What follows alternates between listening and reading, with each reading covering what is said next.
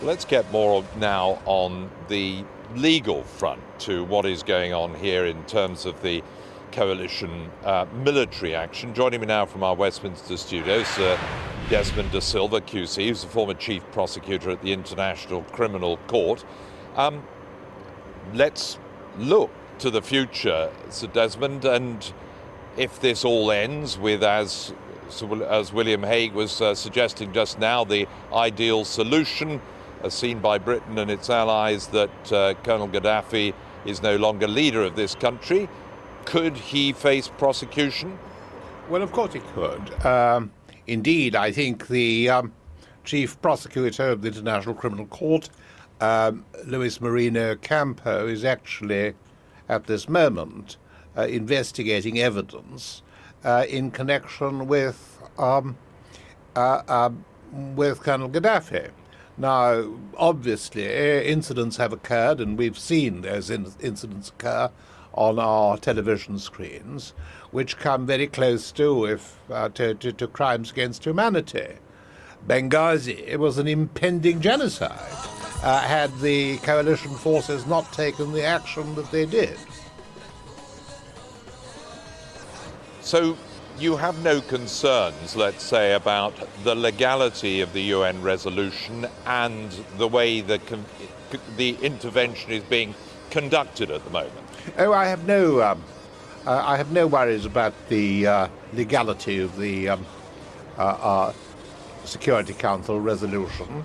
It was designed, as we all know, to protect the people of Libya who were being subjected to a massacre by Gaddafi, at least those people who sought to oppose him.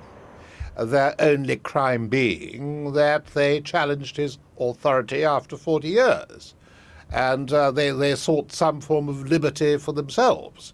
It must be remembered, of course, that this revolution began quite peacefully. It was Gaddafi who turned the guns on his own people. What about the Libyan claims that the UN, the coalition, NATO now-led force, is taking sides in this conflict? No, I think the coalition is doing precisely what the Security Council called upon it to do, and what it is doing is degrading his aerial capacity to wage war on his own people, as a result of which many, many lives have been saved. I do not think anything has been done by the coalition that in any way is in conflict with the Security Council resolution. Everybody is very careful not to mention the phrase regime change, and yet many will see that that is actually what is going on. It's tantamount to paving the way for regime change.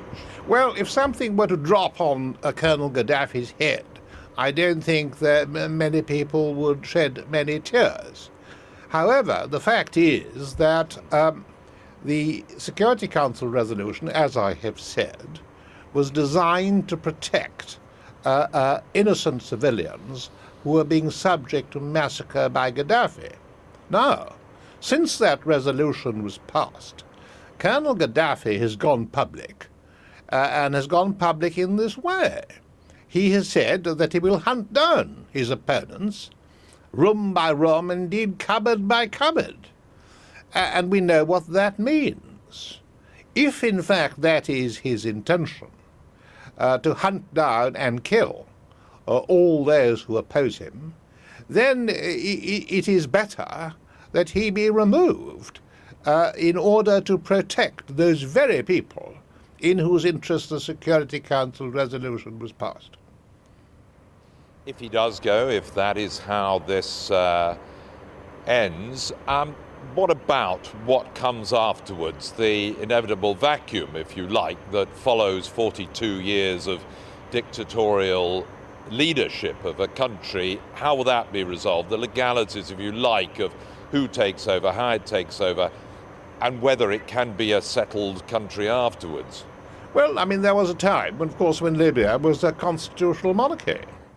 clearly, it seems to me that it could return to that at some stage.